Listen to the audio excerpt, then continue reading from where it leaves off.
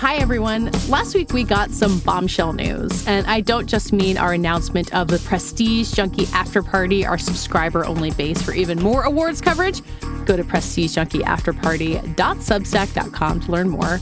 I also don't mean the Emmy nominations, although Chris Rosen and I spent plenty of time covering those last week. You can go catch up with that, too.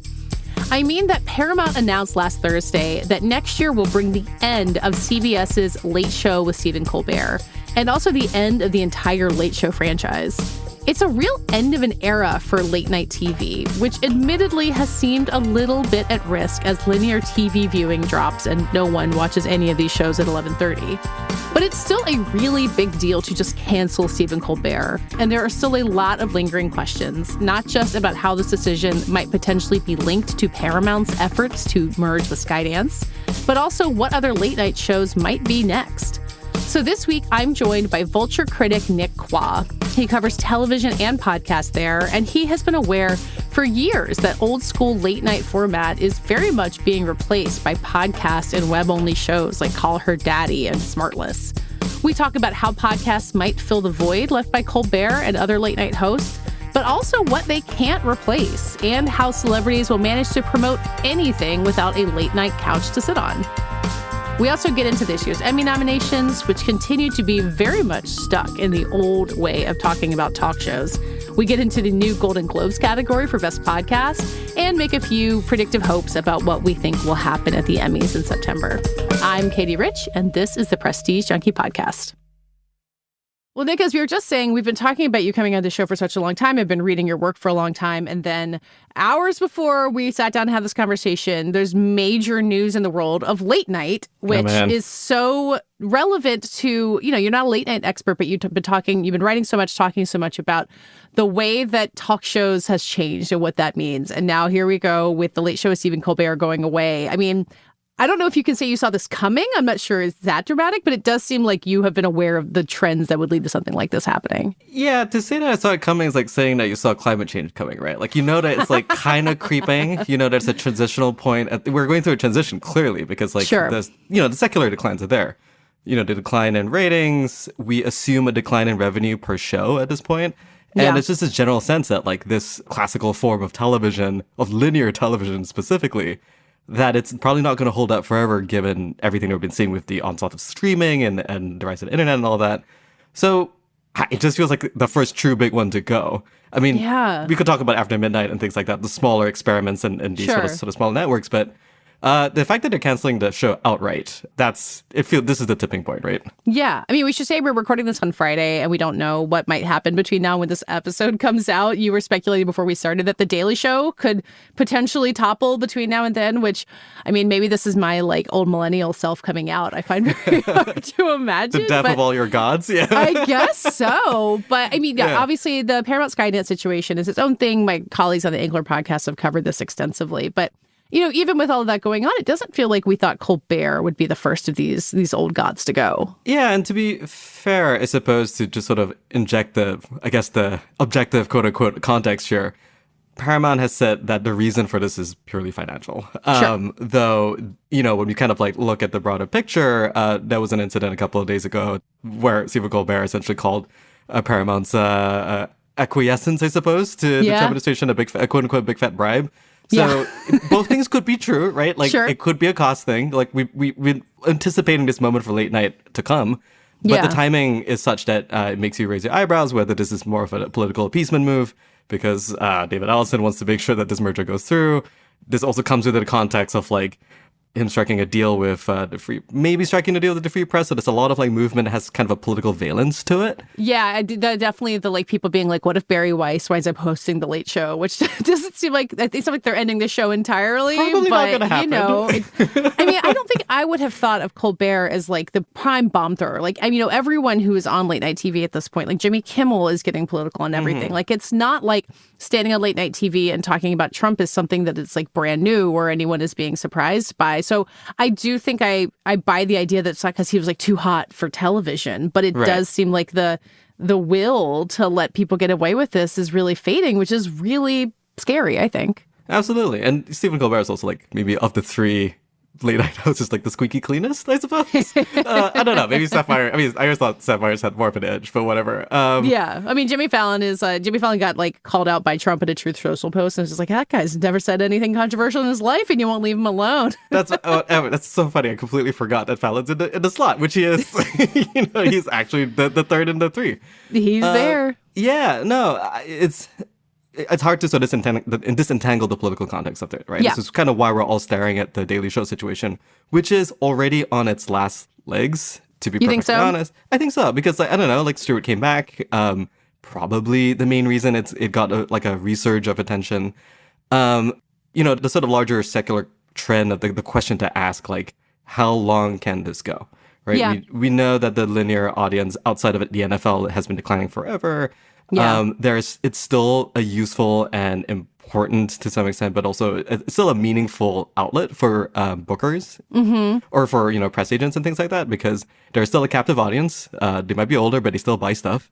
Yeah. But this was or the vote sort of for Emmys in exactly some cases. Right. Yeah. Exactly right. And it's still there are ways it has been adapting to the internet, right? Like there's a lot of segments that's now tailored for social video travel for YouTube. But the question of the actual cost structure, right? It's expensive it's presumably expensive to pay the central talent and to build a staff around them, especially when you kind of take a couple steps back and look at the larger field of what the quote unquote talk show looks like today. You have cheaper entrants in podcasts and YouTube and things like that. So it's a big question mark going forward.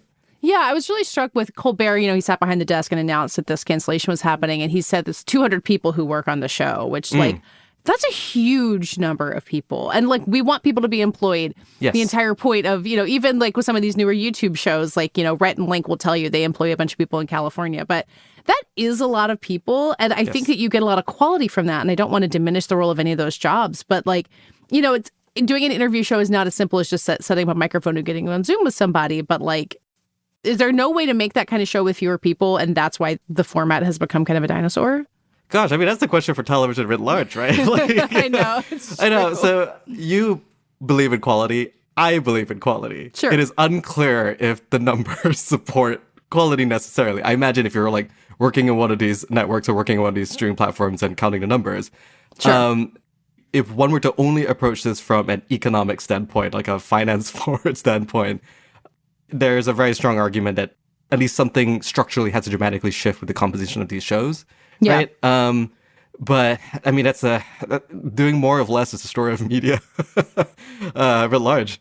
Well, I'm thinking about the Late Show, it could have done what any number of media companies we've probably both worked for, being okay, you have to cut 10% of your staff, or you have to get rid of this thing. They could have had that option. And the wholesale cancellation, I feel is part of why people have said oh, maybe there's something else going on here. Exactly. There were levers. There are levers, right? You can, Colbert could maybe take a pay cut, or you could shave a couple of staff and things like that. But to some extent, you're just wondering if you're just sort of preparing or transitioning your way into the end softly and gracefully, right? Because the real question we want to ask is can we preserve this institution for the next 30 years? Yeah. And as it stands, I think that's a very difficult question to answer in its current form. Yeah. I mean, you talked about kind of the ancillary YouTube stuff and how a lot of these shows have tried to go onto the internet. I think the way that most people I know consume Colbert or anybody else is through watching clips on YouTube. Right. Is that just a Band-Aid on a thing that's going to die no matter what? Do you feel like it has done anything to extend the life or the purpose of these shows? So you can make the argument that it probably floated or expanded its cultural reach, right? More people consume it. But the fact of the matter is that when you're comparing the dollars you make from a semi-viral YouTube clip, a video versus what you used to rake in from linear broadcasts, in its heyday, it's less than pennies than a dollar. It's you take a penny, cut it in half, and maybe that's close to what you're going to get. And again, it's a question of to what extent are we sort of dreaming about the good times? Are we thinking about the Condé Nast style extravagance of the past, or are we all just on Substacks, right? And whatever's happening in television is happening. We're living through it in digital media. None of us are not living the same story in media right now. Yeah. And I always think about this from a sort of cultural institution standpoint. It's important to try to maintain the continuity of these things, but seeing one just get its plug outright pulled it's hard to think about this as anything but an inflection point, the tipping point. It is the iceberg melting and like Manhattan going under for the climate change. That's so metaphor.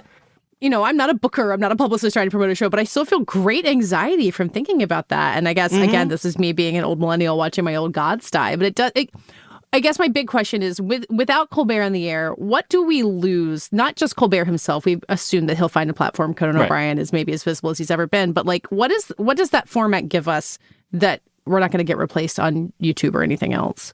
So, I'll give you two, inside of us are two wolves. I'll give you the two different answers here. One is the kind of the cultural aspect of it, right? I personally believe that institutions matter. I personally believe that it's lovely that we've had this institution that's been a focus of cultural conversation, a sort of a pillar of the monoculture, maybe less so these days. And this is you arguing that monoculture still exists in some way, like a tiny shred of it? I don't know if the only monoculture really exists at this point is politics and the weather, I suppose. Football, sometimes. Football, yeah. I mean, yes, exactly right. But we are sort of yearning for the monoculture, right? And the thing that hurts so bad about like the deaf and late night is on one hand you lose an institution, on the other hand you lost something that was actively once a pillar of monoculture and was actively still trying to go for the monoculture, right? Yeah. The assumption of the late night show is that a wide swath of people, whether you call that the moderate center or the everyday American or whatever, there was a home that they went back to every night. And it is a comfort, as a foundation to the world that you end your night with, that's been around for decades and decades. And so when we lose that foundation, right? And we're already living in a time within media and beyond media where we're not so sure what the next foundations are, right? Everything just feels really volatile, right? We can point to a couple examples of what could be future institutions, right? Like Hot Ones, for example, something like that.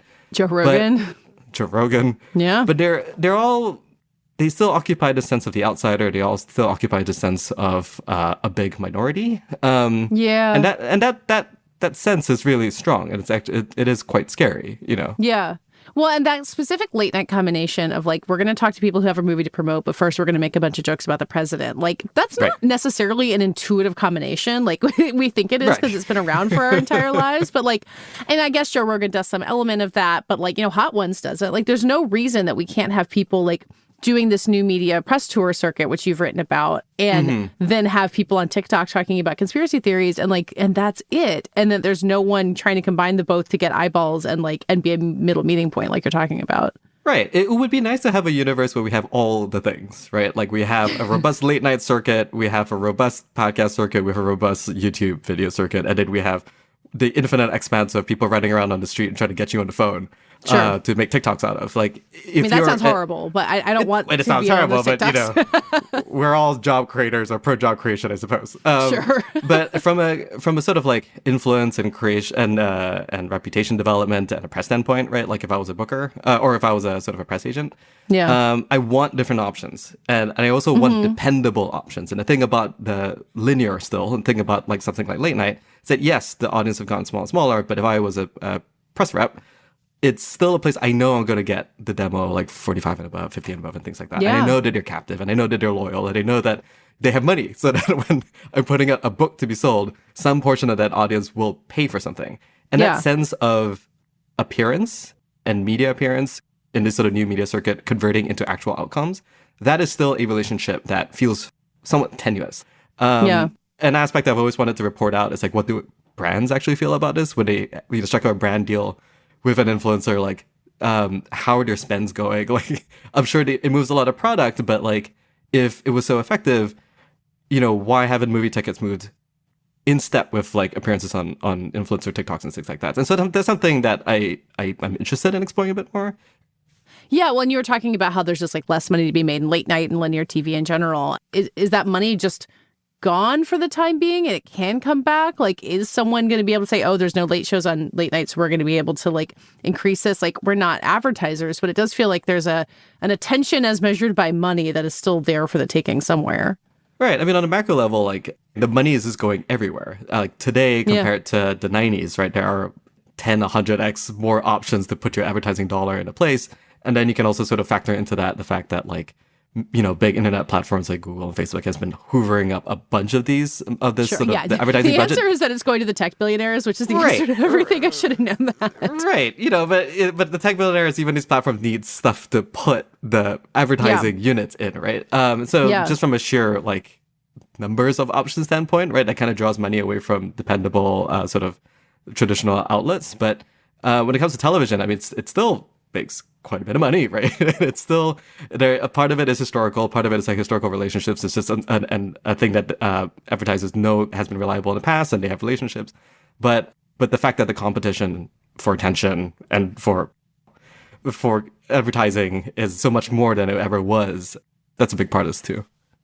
You mentioned dependability earlier, and I feel like that's a huge part of those huge staffs on Colbert or something like that, or just these guys who have spent 20 years like building these personas on television. Like, how they're going to ask it, they're going to make you comfortable, they're going to be professional, their bookers are going to be professional, and that's such a big part of like the interview process too. And you cover podcasts, and I assume listen to more of the celebrity interview shows than I do, and kind of have a sense of that. Like, it does feel to me like Colbert, Kimmel, even Fallon, Seth Meyers, they all have a skill with that the smartless guys don't necessarily. Not that they're not good at it, but it's just a totally different thing. And that also strikes me as something big that we would lose with these shows disappearing. If I heard that 4 years ago, I guess, or the year that Smartless started, I would agree. Sure.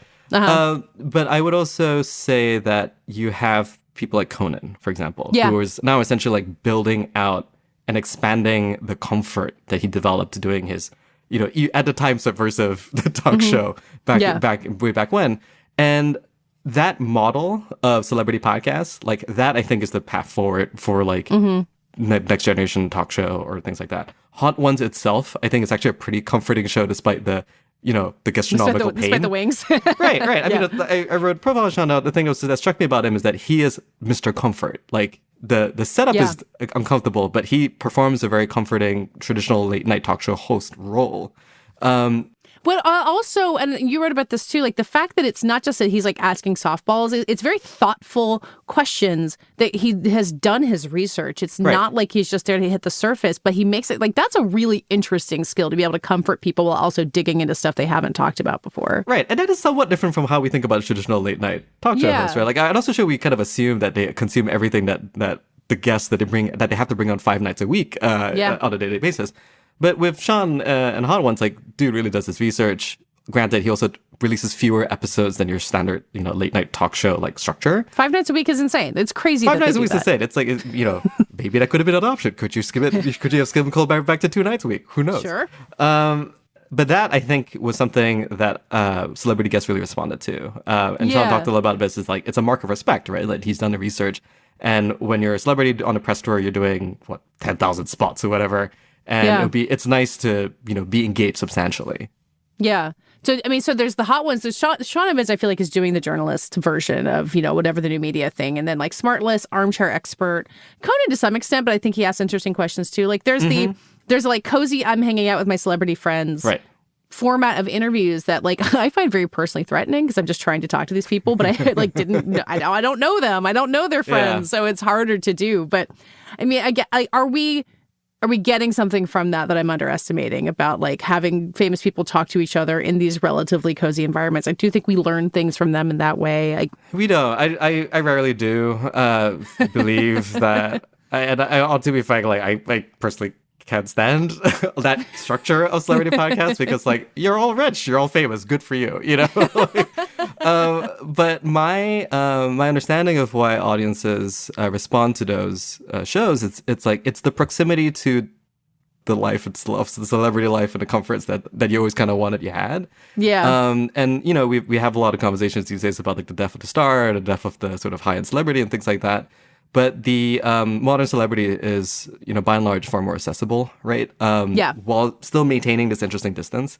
And the Smartless style show, the Dax Shepard style show, Dax Shepard's a little different because, dude has made a meal of being like a super king, right? So that's a sort of valence of I'm bleeding my heart open. Yeah. But the Smartless style, which is now replicated quite a bit, it's truly just listening into a conversation with people whose lives you wish you had. That's sort of my interpretation of like why those shows really work. Does that explain why they have a mobile company? I don't. I remember No, telling you you I know- wanted to talk about this. I don't know the answer, and I didn't know if you would come up with it.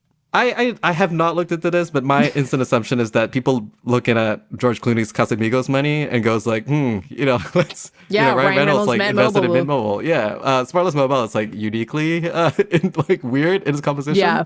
But my instant thought is that like, boy, if you're a mobile company, there's not much differentiating between T-Mobile and something like AT&T. And suddenly Yeah. when you slap the faces of three fairly reasonably famous people, it's somewhat of a differentiator. So I can see the play there. Yeah, it's like having a celebrity endorse your fragrance that like smells basically the same as all the other ones, but you get like a Sure. beautiful famous person. It's more or less the same thing. So it's been a couple months, I guess, since you did your story that was on the new press tour. And I was just thinking about like we've been through summer movie season. Like I listened to a little bit of Brad Pitt on Armchair Expert, like doing F1. Like how has the new press tour circuit been looking to you this summer? Is anyone doing it right? Anyone doing it interesting ways? Yeah, it's interesting. I mean, summer is kind of a famously weird time because, lots of folks are checked out in general. Yeah. There hasn't, to my knowledge or to my sense, like there hasn't been a big sort of pop moment from There's the... no from Timothy the, Chalamet out there's there. no, yeah, this exactly. summer. And part of it is maybe like the game becomes more focused when you're actually in an awards track, right? I think that's where we see a lot of it. But I also, this has also been the summer of Love Island. So every time I try to pull on my social feeds and try to get a sense of like something that's going viral, it just has been papered over the past couple of weeks. So Do you watch Love Island? Does it make sense to you? I feel like I didn't have to. I Okay. have many people in my life, let alone my company Slack, sort of exuding. And I'm basically taking it by osmosis, and I have an understanding of these people without having seen a second of the show. It's like how I felt when the Scandival thing happened on Vanderpump. I had never watched that show, and I was also just like, oh, I never intended to know anything about this, and now it's everywhere. It's very strange when that happens. Yeah, now Sandoval's a big part of my life. I feel like I think about him every third week, Well, now that whenever the Love Island people go on the Traders is when I'll figure out who they are. That's my probably gonna happen. It's that's probably my gonna like happen. skeleton. Oh, it has to. It's inevitable, I think. Okay, so I want to go back to Sean Evans and then get into the Emmys, which you were also covering a bunch this week. Hot Ones was eligible in this talk series category that only had 3 nominees, which I guess now in retrospect feels like another writing on the wall for this Colbert news. Although Colbert was one of the nominees, as was The Daily Show.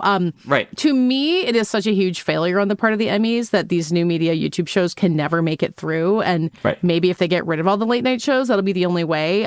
Do you have a theory on why Hot Ones or any of the other YouTube shows just can't seem to get through? I really do think it's purely generational. Yeah. I'm not super well versed in the actual current composition of like the Emmy voting body, but It's big but older. Yeah, for sure. Right. And this might be like a really weird other signal, but I would argue the fact that industry didn't pick up a single nomination also Yeah. kind of underlines this kind of generational divide, right? Totally. I mean, Hot Ones is principally and perhaps almost completely consumed on YouTube plus like social video clips. And I'm not quite sure like if an older sort of voting body is necessarily hip to that. Even if those are people who probably do watch Colbert clips on YouTube. Like, Absolutely. I would imagine, because, like, I'm old enough to be an Emmy voter. Like, presumably there's people doing that, but but Hot Ones is different. Right. They're probably still seeing it on Facebook or whatever. Yeah. Yeah. But the fact of the matter is that, like, so my understanding of why the talk series category shrunk is because of the number of submissions, right? Yeah. Yeah. And that has a lot to do with what is the ruling eligibility and the shape of the show. But it's a weird dissonance because the talk show format, if you take it out of the TV format, not linear TV format necessarily, has never been bigger, has never been more interesting and more filled with characters. Yeah. So, a couple of months ago, the Golden Globes announced that it was adding a best podcast category, which is kind of, it sounds farcical, but this is the world we live in. I really do feel like though they should have branded it something else. Like we're not talking about like The Daily. We're talking about shows like Armchair, shows like Smartless, like shows like Conan. Because that is where the energy of the talk show function is being served. And, we're seeing this category shrink and shrink and shrink in the Emmys.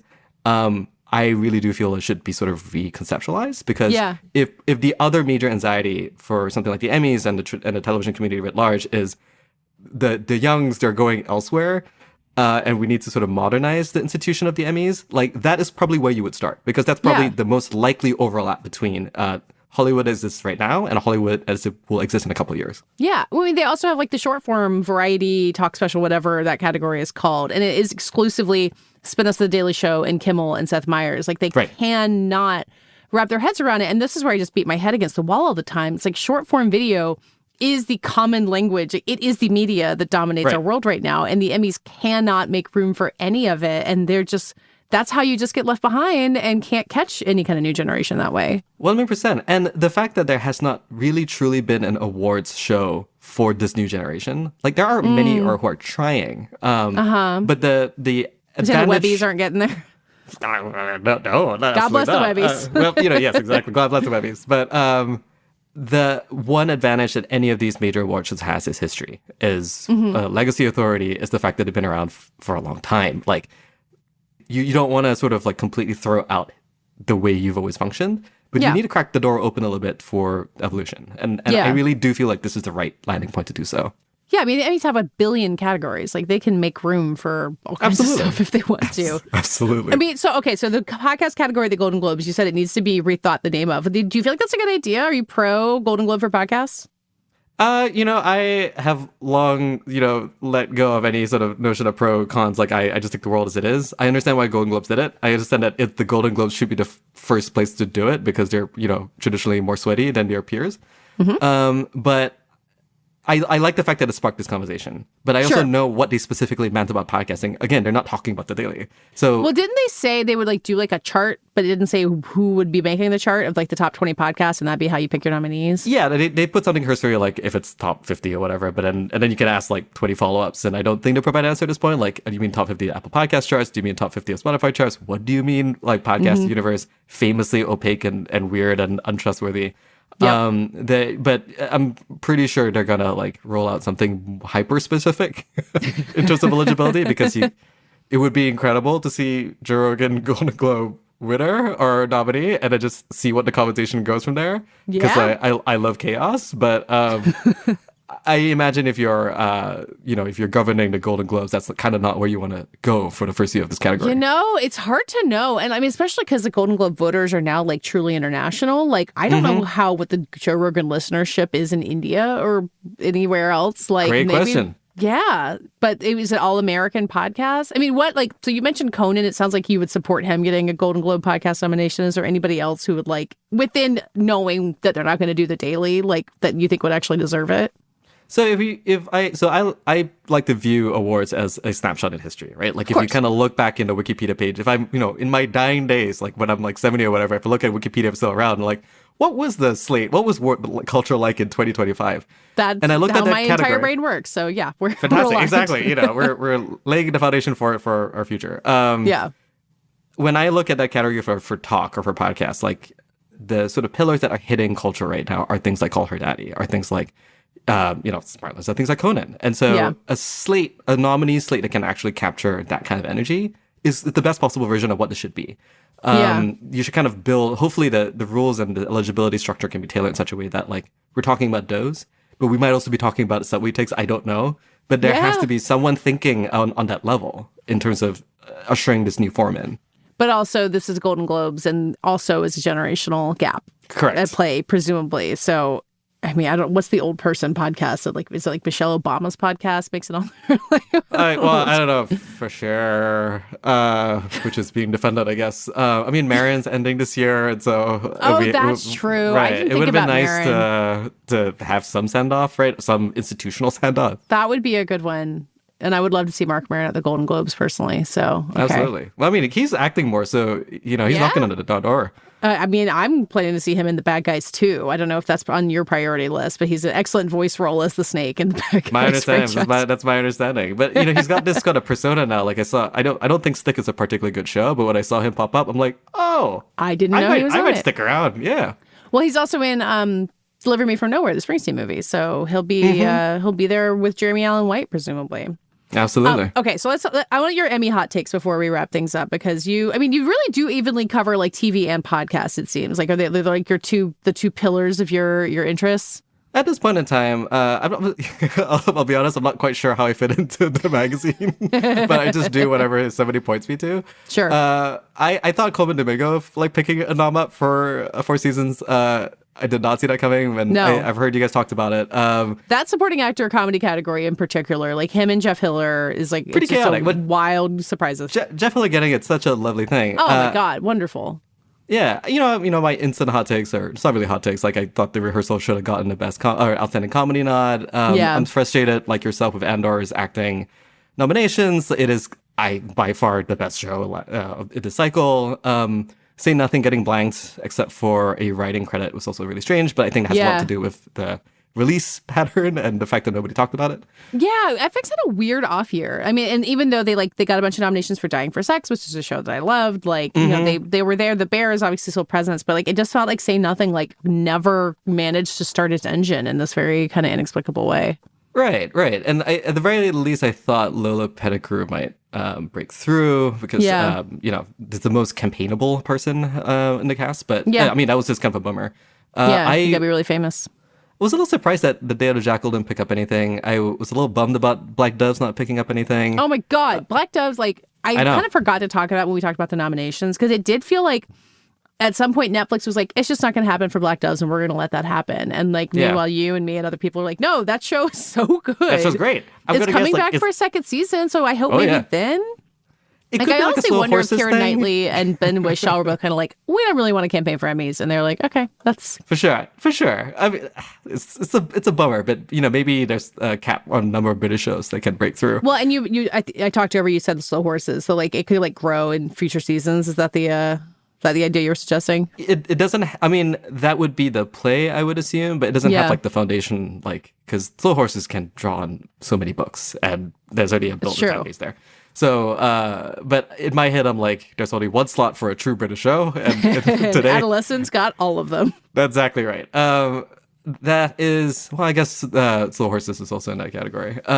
Hey, Bad Sisters got that one nomination for Sharon Horgan. You're so right. Did not. I don't think anybody saw that coming. Yeah. Well, Apple just seems to be very watched by Emmy voters, which I guess is not a surprise. Like, there's a lot of demographic overlap there, but I do think the like eternal question of like who is watching things on Apple. Like, you're watching Stick. I don't know who else is, but it's I wonder if this Emmy, dads, all the golfing dads, you're the golfing dads.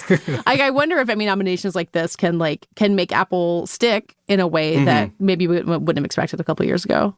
Yeah, I mean, they had a really good showing this year. Like in particular, I don't know what the. My understanding is that, Hollywood continues to respond really well to Apple TV because they've been signing checks, right? Yep. Yeah. And some of these projects are really interesting. I mean, the studio broke through in a really big way. Yeah. It was also, I personally really love that show. I know some folks have reservations, and the fact that the guest actor slate was completely dominated is a little farcical. And yet Sarah Polley could not find her way in. Exactly right. I'll say mad about probably it. The best guest actor in that entire show. I'm not surprised to see this, but we'll see if the money spigot keeps going. I think maybe my hottest take is that like this is a very good Emmys year because the only thing I'm looking for is the opposite of inertia, which is what I associate the Emmys with traditionally.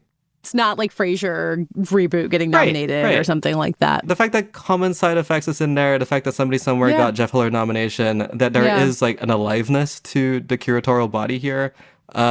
Paradise being such a strong showing. Paradise. Bring on. I feel like Paradise, I think I said this already, but like Paradise deserves the credit that The Pit gets for being like a streaming show that's like a network show. Like, I love that hot take. You can combine those things. And like, I think it's only going to keep happening. Like HBO seems to be very much like, okay, 10 more versions of The Pit and no more versions of House of the Dragon or whatever. So exactly. Something that's cheap, reliable. We're back into the old ways, maybe. Yeah. Yeah. And I said I wanted to ask you about this earlier, like with Adolescence, like with it being this thing that like no algorithm ever would have told you to watch, and yet Netflix managed to make a huge hit of it. Do you think anyone learns the right lesson from Adolescence and how it, managed to be this massive success? My default assumption is that nobody learns the right lessons from any situation because it's just hard to tell. It's things like this, is particularly something like Adolescence was Kismet. I do think that the two things that I'm paying particular attention to, having worked on the story about like its development process, one, it's the fact I do find it really interesting that it's from the UK division that produced this. I think there's something about that. The fact that they can take weirder chances, that they're working outside of the system a little bit, still as part of Netflix, obviously. The other piece that I thought was the most interesting thing from the story was it wasn't really about the idea, it was about the team. They bought the team when they sort of developed that show. So, if I was a up and coming young executive or whatever, and I had some juice, that would be sort of the thing I'll be paying attention to. Yeah. Like finding people who clearly already have something that they're doing right. Exactly. You can move quickly and you can trust that they trust each other. Yeah. I mean, and Plan B's role in all this is so interesting, too. Like the way that they had this deal to Amazon, like they had Nickel Boys there last year, but Amazon didn't seem to be interested in the same things they were interested in, which is a tough thing to realize because they pass on something huge. But like Plan B's taste in picking these things out, I think is still really strong. They're doing good stuff there. Absolutely. And presumably that's why they, people want to work with them. Yeah. Okay. Let's wrap this up. What are you rooting for most at the Emmys? Like, of all of the things that we just talked about, what do you feel emotionally invested in happening? I am emotionally invested. I mean, my serious answer is that I would love Andor to pick up every nomination again, or pick every win it's got nominated in. I feel that We Are the Gore, the song nomination, is the one that I've really put in a lot of hopes on, probably foolishly. I haven't looked at what it might lose to. Yeah, my TV editor, Julie, has had this sort of take where, like, they should just run the Handmaid's Tale campaign from the previous administration, Trump administration. But I don't know if that's the right move at this point in time anymore. I mean, inspiring a riot in which everyone gets murdered by the cops, that feels like Andor's kind of a dark vision of how that can go. It's kind of a tricky line to walk there. But yeah. My somewhat less serious take is I would love to see Presume Innocent sweep or get their situation. It's super funny that this show that I only remember as a fever dream got such a strong showing, and I would love to see it really go all the way. Yeah, I think we were talking about who had the best of the nominations, and Chris Rosen, my colleague, did Bill Camp / Peter Sarsgaard, paired the two of them together as this blustering character actor powerhouses on Presumed Innocent. That show was so fun. I'm with. It's so good. You know what? Adolescence is going to win everything in this category, so why don't we just root for an underdog? That's right. We're talking about second place here. And for people like us who care about these awards, second place is important. Entirely Extremely made up. important. We'll Exactly never know right. the vote tallies, but for us, it feels valuable. One in our hearts. That's the important thing. Nick, thank you so much. You have explained so much of the world to me today. I really appreciate it. Oh, it's such a pleasure. I've been listening to you forever. Oh my God. I've been reading you forever. That does it for today's episode. This podcast is edited by Brett Fuchs and produced by Brett Fuchs and me. Our theme music is by Dave Gonzalez. Thanks again to my co-host, Nick Quah. Subscribe to the Prestige Junkie newsletter at theinkler.com. Subscribe to this podcast on Apple, Spotify, or wherever you get your podcasts. And to get so much more of where this came from, go to prestigejunkie.afterparty.substack.com. Subscribe. It's just $5 a month. Starting in August, we're going to be bringing you even more deep dives into award season. We really love to see you there. In the meantime, we'll see you on this podcast next week.